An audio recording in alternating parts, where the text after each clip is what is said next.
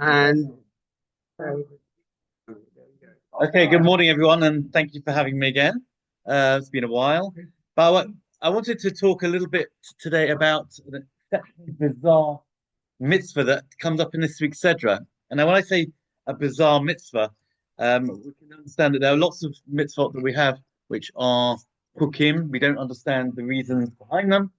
Um, but when I say it's bizarre, I mean from an educated perspective, when we think about the categories of the types of mitzvot that we have some mitzvot which are actions, right? And maybe some of those actions we don't understand. We talked about last week.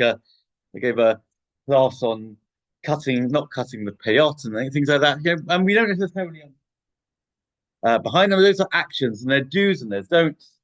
There are some mitzvot that we have which are through speech. Obviously, prayers is a classic example. But there's lots of different things that we do through speech. And then there's even one or two mitzvot that we do with our mind, believe it or not, which we're not going to go into today. But what's strange about the mitzvah I want to talk about today is Sfirat Omer, which comes up in this week's Sedra, Parashat Emor, and in particular how its lead up and how we use Sfirat Omer to prepare us for Shavuot coming. How would you see the mitzvah of Sfirat Omer, counting the Omer? Is it one of action? Is it one of speech? Or is it maybe perhaps done with the mind? What would you say? All three. That's a very Jewish answer. Why would you say all three? Yeah. Okay. Which action is it? Counting is counting an that's the question. So this is part of it. Is counting an action? Is it you know that, for example, if you just think the number, you haven't fulfilled the mitzvah. So you can't say it's the mitzvah on thinking because you need to express it, you need to say it. So maybe you would have thought perhaps it's a mitzvah of dibur, but I want to show you is that it's a very unusual type of mitzvah of speech because it has within it certain rules which you don't find anywhere else. Let me first begin with a quite a well-known question. Let me ask you the question tonight. What number are we going to count? Well, well, technically that's not true. Technically, you can actually say you can say tonight we're going to count 31. Why? Because we're not currently in a time where 31 is even relevant. However, later on today, when it gets to Ben Hashmashot, the twilight period after Shkia, after sunset, there where it's a question, is it day, is it night, then you're not allowed to say, you shouldn't say what you're going to be counting that night because you might have fulfilled the mitzvah and then you've missed the bracha. And that would be such a terrible thing. So technically, we could we could say what it is tonight. But nevertheless, the halacha is that and the Shulchan Aruch brings this in Arachaim. Misha shoel oso chavero ben hashmashos.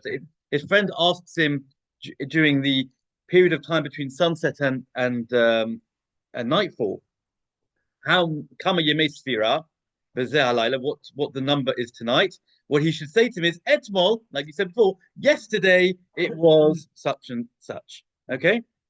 He says, but if it's kodem ben hashmashos, if it's earlier than that, then you can actually just say it straight out. Now, let me ask you the question. We have a principle. There's a famous dispute in the Talmud as to whether mitzvot need intention or not. When I say intention, I don't mean intention for exactly the meaning of the mitzvah, but when I eat matzah, I have to have at least intention that I'm doing it to fulfill my mitzvah of matzah. I'm not doing it because I want to eat crackers. I have to have at least the intention that I'm fulfilling the mitzvah or not. It's a dispute in the Talmud, but the way we rule in Shulchan Aruch, he says, this is Simon Samach, mitzvahs. Some say that mitzvahs do not require intention. Some say that they do require intention, let's say, to fulfill at least the performance of that mitzvah, and that's the halacha. Now, if you know that piece of information, then the previous halach I just told you is very problematic. So if Stephen were to ask me, Ben Hashmashot, what we're going to count tonight, and I tell him exactly what it's going to be, it's going to be 31, right? Why have I fulfilled the mitzvah? Why can't I still make a bracha? After all, I had no intention of fulfilling my mitzvah counting by just telling, I was just giving him information. And therefore, why is it that we have this strange halacha, seemingly only with Sfirat Omer, that even if you didn't have intention, that's enough. And therefore, you have to be careful. Don't say what the number is before the correct time. So there's a commentary on the Shulchan Aruch called the Chok Yaakov by Rabbi Yaakov Baisha. He lived in he wrote it just at the end of the 17th century. He gives a couple of answers. I want to show you the second answer because I think if we can understand what this answer is, then we can understand what Sfirat Omer is. He says, yes, Shlomo, question. He says, the Efsha, it could be the Zemikri Kavana, that when I'm helping him, what the number's going to be, that is actually called having intention. Why? Since the intention is I at least have intention to say what day of Sephira it is, and the mitzvah of counting the Omer is simply Sephira is counting, and therefore since the mitzvah is just about counting, therefore since I had intention about Sfirat Omer and I tell him 31, I've fulfilled my mitzvah, and therefore I can no longer make the bracha at the right time later on. Now, how do we understand what this means? What does it mean that the mitzvah is just about counting? So I want to show you two other anomalies when it comes to counting of the Omer. Number one, is everyone familiar with the concept of Shomer Ka'oner? That means that if I listen to something, I hear something, it can be as if I'm saying the thing itself. We do this all the time. Kiddush on Shabbat. One person makes Kiddush on our behalf, and we fulfill the mitzvah of Kiddush. It's not that I don't need to say Kiddush. I do need to say Kiddush, but I'm just hearing it from somebody else, him having me in mind, me having myself in mind, and responding Amen, fulfilled the mitzvah. Shomer Ka'oner. When it comes to mitzvot which are through speech, it works for most things. Yeah, which it's also from a Mishnah in Sukkah, which is talking about the laws of Hallel, which we won't go into now. But there is a thing of Shomer Ka'oner. Interestingly, when it comes to this halacha with regards to Sfirat Omer, if I make the bracha of Sfirat Omer and I count, and I have you in mind, have I fulfilled the mitzvah or not? Sorry. Yeah. Have you fulfilled the mitzvah? The answer is, like with everything, there's a question. There's a dispute. Magen Avraham says no. Avraham Gavin says you haven't, and therefore you should not rely on it. You're supposed to do it yourself. Why? Why is it not like any other mitzvah of speech, which just works? Somehow this is the same. Another interesting question: what happens? Someone's a mute, can't speak. Can they fulfill the mitzvah of Sfirat or not? So there's a discussion as to whether if a person writes down the number, can that count as counting? Now, I'm not giving you the halacha either way, and we certainly would not rely on it in regular circumstances. But why is it even a discussion? I mean, when it comes to reading out the Shema, which we have the obligation twice a day, morning and evening, there's no one would possibly think that you can fulfill your mitzvah of reciting the Shema by writing it down. This is the only mitzvah which is done through speech where it's entertained the possibility that writing down counts. Right? So there must be something unique about the fact, like the Chok Yaakov says, that the mitzvah is not really about speech, it's about counting. So what is that? I think the answer is we have to get a little bit yeshivish. What do I mean by that? There's two types of mitzvot that we have. Well known in the kind of brisker circles. There's a mitzvah sheba gavra and a mitzvah sheba chesed. Let me explain what that means. A mitzvah sheba gavra means that the mitzvah is on me, on the person. Certain things, for example, lulav, right, on Sukkot, I have to shake the lulav. No one could do it for me. No one could do it for me. It's a mitzvah on the person. And therefore, and what the mitzvah sheba gavra does is it's about me and my experience. When I experience that mitzvah, that's what brings me close to Hashem. And therefore I have to do it myself. And then there's some other things, other types of mitzvah called a mitzvah sheba chesed. It means it's a mitzvah that's just got to be done. It's on the article. You've got a house. It needs a mezuzah. You don't have to put up the mezuzah yourself. The house needs to have a mezuzah. So if you walk into a house and it's already got mezuzahs up there, you're not obligated to put up new ones because the house has a mezuzah. Yeah? Okay. So that's called a mitzvah sheba chesed. Most mitzvot, which are to do with speech, are mitzvah sheba gavra. Right? You can't, I can't ask you to say Shema for me. I can't ask you to pray ask you to pray on my behalf, but it's your prayer, my prayer. So most speech mitzvot are mitzvah sheba gavra, and that's why we need the mechanism of shomeya, that if you're listening and you say amen, it's as if you said it yourself. But that you have to use that mechanism because you have to do it yourself. Good Omer is an exception because it is through speech, but yet seemingly the mitzvah is a mitzvah sheba chesed. It's about the result, not the speech itself. It's not about me counting 22 or 23, but as the Chok Yaakov points out, it's a mitzvah, it's a sphere of Ba'alma, it's about progression.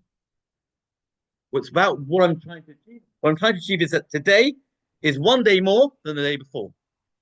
It's about progression. It's not about specifically me generating this thing called day 23 or 24, but it's the fact that I'm simply moving forward from Pesach to where we're progressing towards. And most Rishonim learn that way, that what we're trying to do is to progress towards Shavuot. And it's based on the Gemara Chagiga. Gemara Chagiga says, Kadesh Atzeret, Monei Yamim, the Kadesh Atzeret. You count the days, and then you sanctify Shavuot. Okay, so the purpose behind the counting is in order to be able to get towards Shavuot. Why? What's happening on Shavuot? What happens on Shavuot? What are we counting towards? Torah, the giving of the Torah. That's how most people understand it. And the idea is that each day that we count is a milestone between where we were at trying to get to the level to be able to be ready to receive the Torah. This is perhaps what the Chok Yaakov again means when he says it's a sphere of Ba'alma. It's about progression towards an end, and that's why it has all of these other rather unusual halachot around it. I want to finish off with just one thing, which I really believe when I first heard this idea, I actually found it transformational in our understanding of the festival of Shavuot. Shavuot is a very unusual festival, by the way, because as opposed to with Pesach and Sukkot, we're given a date. We're given a date in the Torah. Shavuot is not given a date in the Torah. Calculated. The Gemara says 7th of Sivan, but essentially it's 50 days after after the start of the counting of the Omer. Shimshon Val Hirsch brings us a famous question from the Magen Avraham. It makes no sense. The calculations are wrong. Do you know why? The tradition has it. Do you know what day we left Egypt? Well, let's work back. Shabbat HaGadol, when they had to tie the lamb to the post of the bed. Everyone was Shabbat. That's the 10th of Nisan. So the tradition is the 10th of Nisan was a Shabbat. So if you calculate the day that the Jews left Egypt was the morning of the 15th, turns out to be Thursday, doesn't it? Which means that they started counting the Omer the day after, which would have been Friday. Okay, great. The Gemara in Shabbat says, tradition has it that we receive the Torah on which day of the week? Shabbos. So you do the calculation. If day 1 is Friday, then day 50 would also be Friday, one day out. In fact, we in Chutz La'aretz have it good because the second day Shavuot is actually coincides with the receiving of the Torah. Right? And Israel don't get it at all. I mean even for us, it doesn't really quite work out. We read about the giving of the Torah on the first day Shavuot, not on the second day. So we're so Mogul, I want to point out there's an anomaly here. It doesn't make sense. The numbers don't add up. We're actually celebrating Shavuot the day before the Torah was given. So there are various different answers given, but Rav Hirsch's answer is, I think, just beautiful. Because we're not celebrating Matan Torah on Shavuot at all. First day Shavuot, we're not celebrating the giving of the Torah. We're celebrating being ready to receive the Torah. In other words, what we're celebrating is actually the day before, when we have now gone through that count. We've made that count, that progression, where we've built ourselves to the type of person who's ready to receive the Torah. The celebration is about us. It's not about the giving of the Torah. It's almost a little bit like we have in Dayenu, where there's two separate parts. There's Ilu Keravanu Lifnei Har Sinai V'Lo Natan Lanu et Torah. You brought us in front of Mount Sinai, and not given us the Torah. And of course, everyone asks, how could that be? Okay, there's lots of different answers to that question. But again, there's clearly a differentiation between getting there and the receiving of the Torah itself. And what we're celebrating on Shavuot, says Shimshon Hirsch, is not the fact that we received the Torah, is that we became the type of people who are ready to receive the Torah. And that's really what the Spirit of Omer is all about. The fountain is about that preparation, getting us to that goal. Wishing you all a great day. Any comments on that? Questions? Yeah. Yeah. Thank you so much. I'll say goodbye to those of you on Zoom and Sylvia. Yeah. Okay, perfect. Okay. See you all next week, right? And I'll just finish off the proceedings.